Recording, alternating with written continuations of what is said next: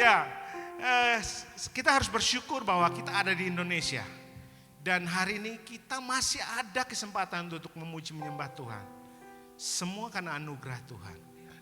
Nah, hari ini kita akan belajar bersama-sama. Saya akan beri tema karena hari ini merdeka.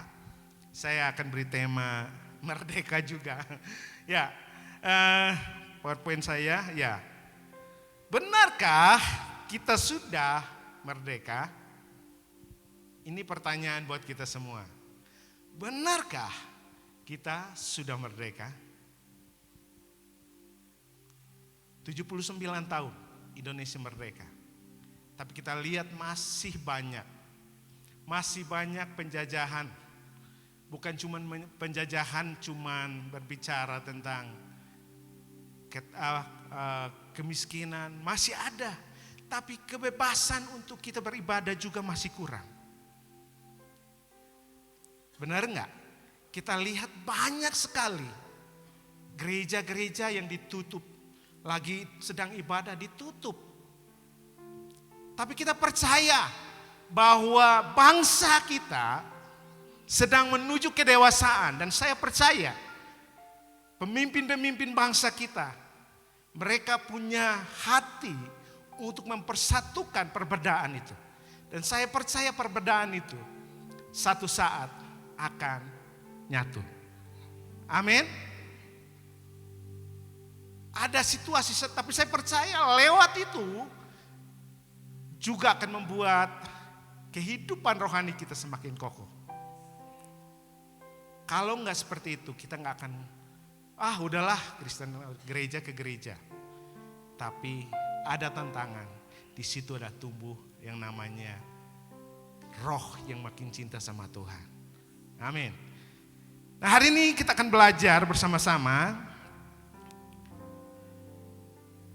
dari Galatia pasal yang kelima ayat yang ke-1. Hari ini kita akan baca banyak ayat, tapi saya percaya lewat kebenaran firman Tuhan menguatkan kita. Nah, kita akan baca sama-sama. Saya akan baca perikopnya, kita baca sama-sama supaya ada interaksi antara saya dan Bapak Ibu di tempat ini, kita sama-sama. Oke, baik, saya akan bacakan judulnya Merdeka, Kemerdekaan Kristen.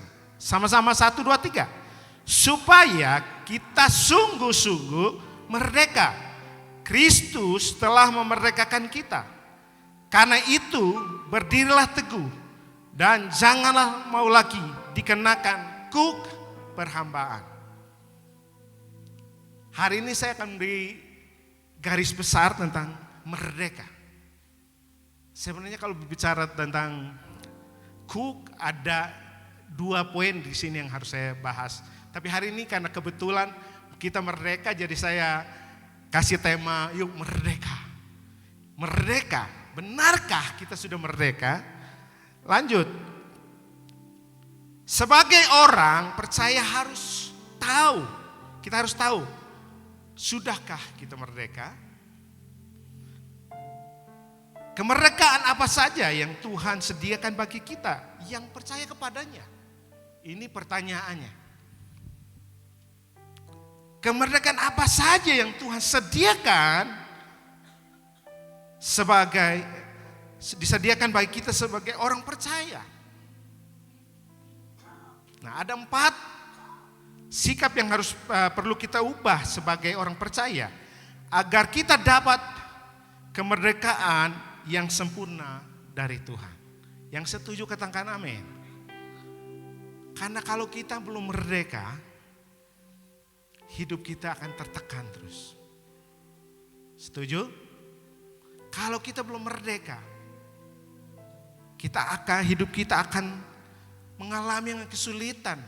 Kita merasa hidup kita hampa. Poin yang pertama, merdeka dari cara hidup yang lama. Jangan jadi hamba dosa. Kita lihat ayatnya. Galatia 5 ayat 24 sampai 25. Barang siapa menjadi milik Kristus, ia telah menyalibkan daging dengan segala hawa nafsu dan keinginannya.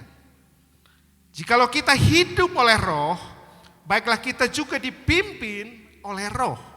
Roma 12 ayat 2. Janganlah kamu menjadi serupa dengan dunia ini, tetapi berubahlah oleh pembaruan budimu, sehingga kamu dapat membedakan manakah kehendak Allah. Apa yang berkenan, apa yang baik, yang berkenan kepada Allah, dan yang sempurna. Merdeka dari cara hidup kita. Kehidupan kita perlu merdeka. Perlu kemerdekaan. Kalau kita yakin bahwa hidup kita sudah ada di dalam Tuhan, kita sudah hidup baru, kita harus merdeka dari ketidakberdayaan kita, dari masa lalu kita. Mungkin dulunya kita masih suka udah di belakang ngudut dan lain sebagainya, minum. Nah kebetulan saya dari latar belakang keluarga juga, semua keluarga perokok, peminum. Kalau di NTT kan itu banyak sekali. Gak usah beli dengan mahal-mahal. Yang mereknya apa? Jennifer atau lain sebagainya. Orang tua gak perlu, di sana banyak. Apalagi musim-musim panas begini. Itu banyak di pinggir jalan. Tinggal kita beli, kasih 10 ribu, 5 ribu, udah dapat. Dan orang udah habis ke gereja. Pergi ke gereja, minum dulu. Kalau udah lihat matanya udah mulai, aduh merah, itu udah. Udah mulai ngomongnya agak ngaco. Udahlah, itu selesai minum. Saya punya saudara pas lagi mau perjamuan kudus, itu setiap tahun sekali kan, itu biasanya Paskah. Dia pergi, udah gitu dia habis minum, dia datang mandi. Saya perhatiin dia, saya ada, kebetulan pasti ada di sana. Dia ini ambil baju putih, terus pakai yang di sana kan kalau udah biasanya mau ke perjamuan kudus pakai sarung karena budaya di sana. Tapi saya lihat udah jalan yang nggak bener gitu. Mau pergi ke perjamuan gitu. Saya pikir-pikir, kok gini ya? Kok caranya seperti ini? Begitulah orang yang belum ada di dalam Kristus. Belum mengalami Tuhan dalam hidupnya. Belum mengalami jamahan Tuhan. Mereka ke gereja. Rajin. Dulu saya punya tim vokal group, dia juga termasuk. Kami tim vokal group, jadi tiap hari Minggu pasti kami ngisi di gereja vokal group. Nyanyinya bagus, tapi kelakuannya kayak setan. Jadi kami tiap hari, waduh saya lihat.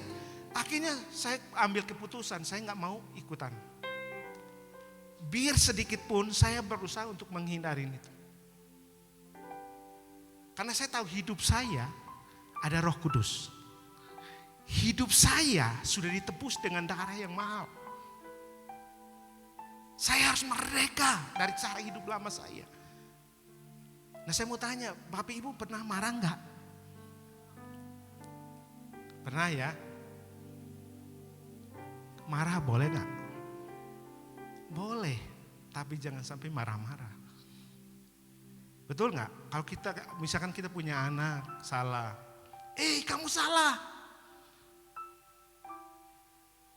Kalau kita tegur, berarti kita mengasihi dia. Kalau kita nggak tegur dia, kita nggak mengasihi dia. Ya saya percaya bahwa Bapak Ibu, ayo hidup kita, dosa apa yang masih ada dalam kehidupan kita pagi hari ini?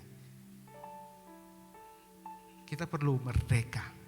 Merdeka dari cara hidup kita yang lama, dosa yang mungkin masih mengikat kita. Anak-anak muda, mungkin masih suka lihat video. Karena hari-hari ini banyak. Kita buka aja Facebook ada. Kadang-kadang kita yang kita nggak undang datang sendiri. Jadi ayo hati-hati pergunakan gadget kita. Karena iblis udah pakai cara yang begitu dahsyat. Dia berusaha untuk menjatuhkan anak-anak muda generasi ini.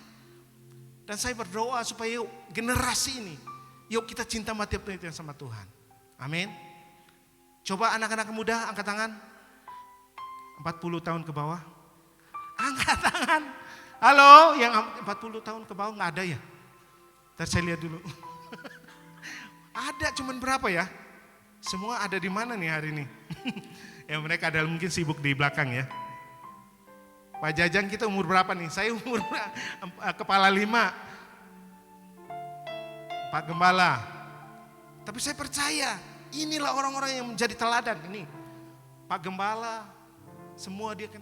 Ayo kita contoh hal-hal yang baik dari mereka. Mereka adalah teladan hidup kita.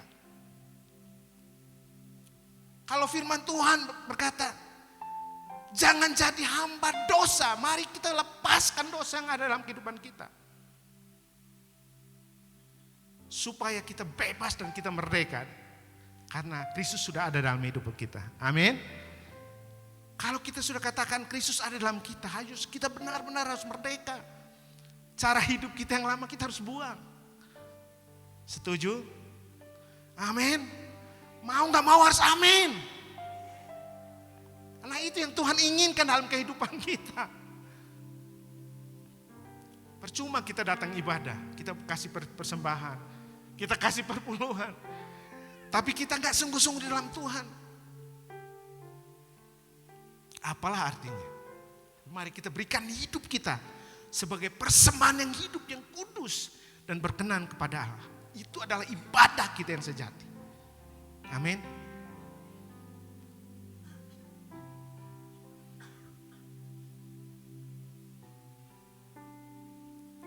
Jadi saya berdoa, yuk Bapak Ibu, hari ini kita sama-sama. Kita yang mungkin masih terikat dengan hal ini, yuk kita berjuang bersama-sama sambil kita berdoa, kita baca firman Tuhan. Karena saya percaya dari sana kita akan mendapat tuntunan supaya kita terlepas.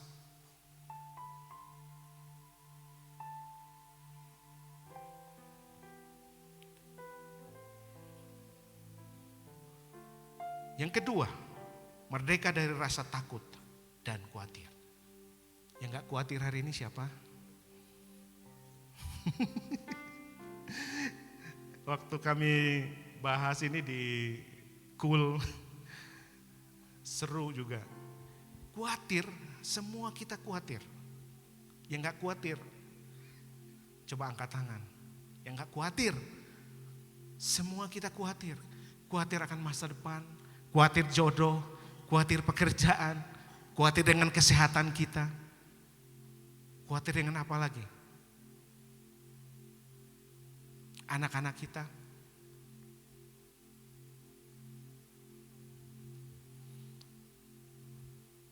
Lukas pasal 1 ayat yang ke-74 sampai 75. Supaya kita terlepas dari tangan musuh, dapat beribadah kepadanya tanpa takut dalam kekudusan dan kebenaran di hadapannya seumur hidup.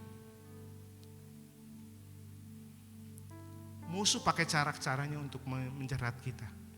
Rasa takut, rasa khawatir.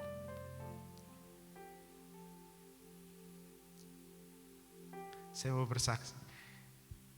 Di gereja sudah ditetapkan 60 tahun harus pensiun. Secara manusia mutar otak. Apa yang harus dikerjakan? Apa yang harus ini?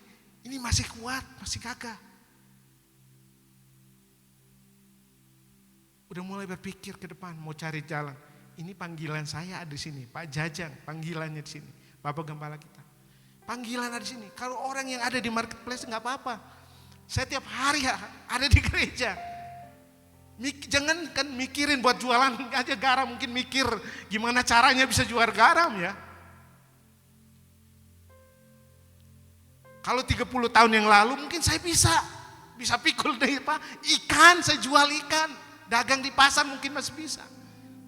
Masih bisa kepikir, otak ini bisa jalan untuk berpikir hal-hal ini.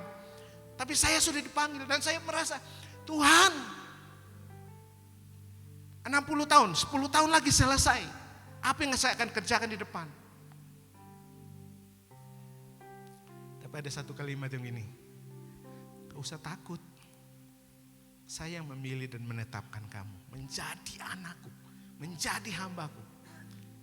Percayalah, saya akan menjamin hidupmu seumur hidupmu.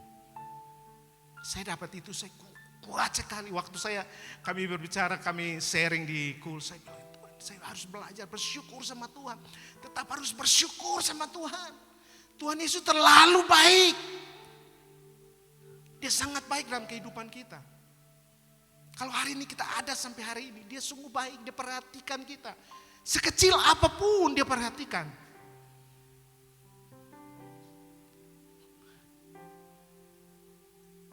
Jadi gak usah kita takut. Karena ketakutan yang ditaruh oleh kuasa si jahat. Supaya kita mundur dari Tuhan. Gak percaya lagi sama Tuhan. Gak percaya lagi sama kuasa Tuhan. Kita perlu merdeka dari situ. Amin. Kita perlu merdeka. Kalau kuasa si jahat mengintimidasi kita, kita harus belajar bertolak di dalam nama Yesus. Karena kuasa yang ada dalam kehidupan kita lebih besar dari kuasa yang ada di dunia ini. Amin. 1 Petrus 5 ayat 7. Serahkanlah segala kekhawatiranmu kepadanya. Sebab ia memelihara. Nah, saya percaya kalau dia memelihara. Saya ngomong kalau saya punya anak. Gak usah saya ngomong dengan anak saya lagi. Kamu perlu apa hari ini? Gak pernah kan saya nanya. Tapi saya udah tahu anak saya ini butuh apa hari ini. Anak saya hari ini butuh apa? Bajunya udah saya lihat, wah udah sobek. Saya udah mulai mikir apa yang saya harus lakukan. Harus beli buat dia. Itu seorang ayah. Apalagi Tuhan pencipta kita. Dia tahu persis apa kebutuhan kita. Gak usah kita khawatir, gak usah kita ragu. Yang penting gini, Tuhan engkau baik. Tuhan engkau dahsyat, Tuhan engkau Bapakku, Tuhan engkaulah Allahku. Dia akan menolong kita. Asalkan kita mengakui dia kebesarannya. Sampai hari ini kita bisa tarik napas. Dalam kondisi apapun, kesehatan kita mungkin masih kurang baik. Kita harus katakan Tuhan Yesus baik. Amin. Tuhan Yesus sangat baik dalam hidup kita. Kalau kita sedang mungkin lagi dalam kondisi turun ke bawah. Ingat, dunia itu berputar. Kita mungkin sedang ada di bawah. Tapi Tuhan sedang membawa kita untuk naik. Kayak roda berputar. Dia bawa kita naik. Kenapa seperti itu? Supaya kita belajar. Berharap sama Tuhan. Berharap sama Tuhan. Yesaya pasal 41 ayat 10. Janganlah takut sebab aku menyertai engkau. Jangan bimbang sebab aku ini Allahmu. Aku akan meneguhkan, bahkan akan menolong engkau. Aku akan memegang engkau dengan tanganku yang membawa kemenangan. Harus yakin bahwa kita harus merdeka dari rasa khawatir itu. Rasa takut kita.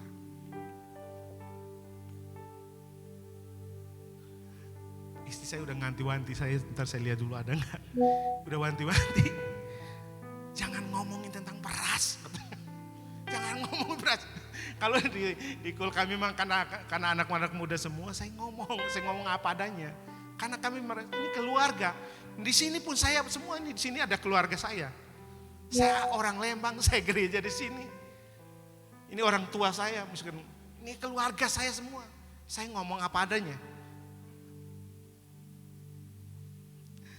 Satu saat beras kami habis. Terus istri bilang ini, saya ambil ini sebagai bukti bahwa kita ini udah nggak ada, tinggal segini katanya. Itu ada mangkok kecil kan biasa kami masak, itu udah ada takarannya. Itu dia simpan sama dia. Dia bilang nih Tuhan ini udah habis hari ini berasnya. Habis katanya. Ya khawatir. Anak-anak duanya kuliah. Sebagai orang tua khawatir kebutuhan mereka hari-hari. Jajan mereka, transportasi mereka. Waktu saya khawatir, Tuhan bilang, kenapa sih kamu harus khawatir? Kamu gak percaya lagi sama saya? Tiba-tiba kekuatan itu ada. Waktu saya yakin benar, tiba-tiba Tuhan buat mujizat. Yang tadinya saya udah nggak tahu lagi mau ngapain. Tiba-tiba Tuhan buat mujizat. Dan hari itu saya bisa ada untuk beli beras. Hari itu saya ada untuk bayar anak-anak, untuk kasih anak-anak jajan mereka seminggu ke depan. Itu Tuhan kita. Itu Allah kita. Itu Bapa kita. Dia peduli atas hidup kita. Amin. Yang membuat kita takut itu iblis. Kuasa si jahat tidak mau supaya kita ada hubungan yang intim dengan Tuhan. Ada kepercayaan kita sama Tuhan. Kalau kita punya Bapa, kita harus percaya Bapa kita. Bapa kita tahu persis apa yang kita butuhkan hari ini. Amin. Jadi apapun penyakit kita hari ini, apapun kekurangan kita, apapun pergumulan hidup kita, mau perjodohan kita, pekerjaan kita, keluarga kita, anak-anak kita, masa depan kita. Hari ini saya mau kasih tahu, ayo kita harus merdeka dari cara mindset kita. Merdeka. Harus merdeka. Karena kalau kita udah merdeka, iblis sedang mengikat kita supaya kita gak bebas mengakui kebesaran Tuhan. Amin.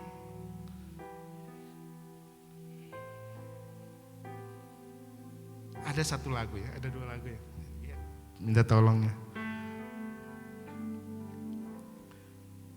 Kalau waktu kita ada gajian minggu pertama, itu gajian lagunya gini. Itu di mana? Coba dicek. Tunaikan syukur padamu Yesus, ku sembah sujud kepadamu Tuhan, di hadapan takhta kemuliaan-Mu ku tinggikan, ku agungkan selamanya. Pertengahan minggu lagunya begini, di F.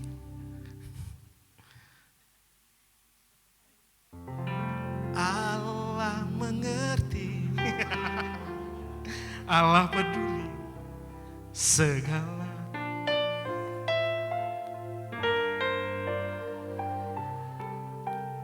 Tak akan pernah dibiarkan ku bergumul sendiri, sebab Allah mengerti.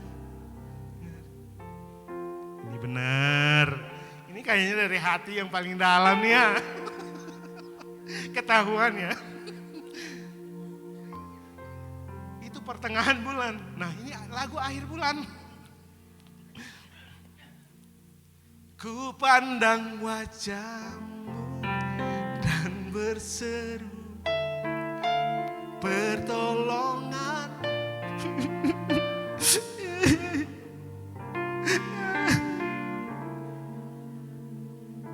Nangis. Nggak ada seorang suruh kita nangis. Nangis sendiri. Kenapa? Minta Tuhan tolong kita. Tuhan bilang, bangun. Saya ada di samping kamu, ada di samping kamu.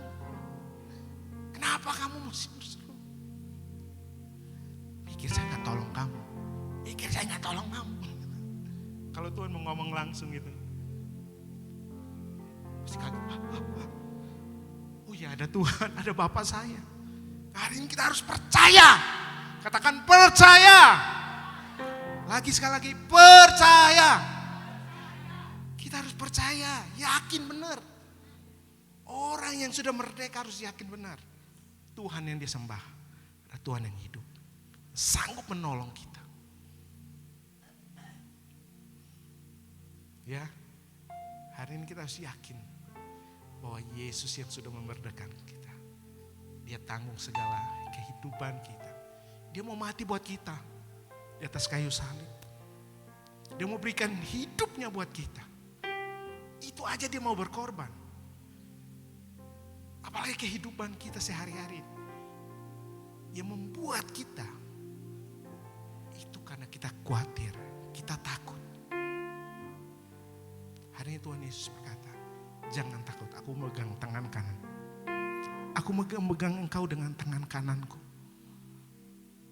Kalau dia memegang tangan kanan dengan tangan kanannya, percayalah, persoalan, pergumulan, rasa takut kita, Tuhan angkat waktu kita mau berserah sama dia. Amin.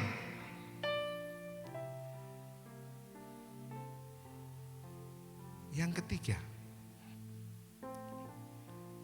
merdeka dari rasa kecewa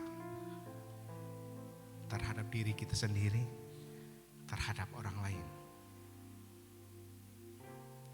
Kalau kita kecewa, kenapa sih apa yang saya lakukan kok selalu kayak nggak ada hasilnya, kok nggak ada yang kita lihat. Saya bisa nggak? Nahum pasal 1 ayat 7, Tuhan itu baik. Ia adalah tempat pengungsian pada waktu kesusahan. Mazmur pasal yang ke-39 ayat 19, banyak penderitaan orang benar. Nah ingat, banyak penderitaan orang benar, tetapi Tuhan melepaskan mereka dari semua itu. Roma pasal yang ke-5 ayat 3-5. Dan bukan hanya itu saja, kita malah bermegah dalam kesengsaraan kita, karena kita tahu bahwa kesengsaraan itu menimbulkan terus ketekunan, tahan uji, dan pengharapan tidak, karena kasih Allah telah dicurahkan di dalam hati kita oleh Roh Kudus yang telah dikaruniakan kepada kita. Itu kita harus yakin. Amin. Yakin bahwa Tuhan penolong kita. Dia akan membuat kita bersuka cita. Kekecewaan yang ada dalam kehidupan kita waktu kita mau serahkan kepada Tuhan. Karena kekecewaan itu juga ditaruh sama kuasa si iblis. Supaya kita gak merdeka, kita gak bebas. Saya kecewa dengan si Anu, saya kecewa dengan si Anu. Pernah coba Tuhan bilang, saya kecewa dengan kamu. Saya sudah kasih kebebasan kepada kamu. Saya sudah kasih kebebasan kepada kamu. Tapi kamu mengecewakan saya. Hari ini saya gak kenal kamu. Kalau dia berkata seperti itu, apakah respon kita? Respon kita bagaimana? Kalau bapak kita yang ngomongin, saya kecewa sama kamu ya. Joseph, saya kecewa sama kamu. Ruth, saya kecewa sama kamu. Kita rasanya gimana? Mungkin kita rasanya, aduh, apa yang salah ya dengan saya? Hari ini kita koreksi hidup kita. Kalau masih ada rasa kekecewaan dengan Tuhan terutama, mungkin apa yang kita kerjakan selalu gagal. Ingat, mungkin apa yang kita doakan, apa yang kita kerjakan, kita minta Tuhan salah. Kalau salah kita rubah. Karena Tuhan tidak pernah buat kita kecewa. Tuhan selalu buat kita harus happy. Amin. Bersuka cita, berbahagia. Itu tujuan Tuhan dalam kehidupan kita. Jadi hari ini kita harus merdeka dari itu.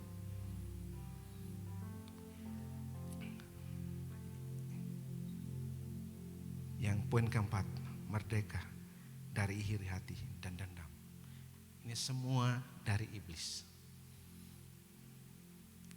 Halo, kita harus belajar bersama-sama. Kalau ada iri hati kita, kalau iri hati positif kan ada. Wah, dia bisa main keyboard, saya pengen main keyboard kayak gitu, itu positif. Tapi kalau kita lihat iri lihat orang senang, susah lihat orang senang, bahagia kalau lihat orang susah. Itu namanya iri.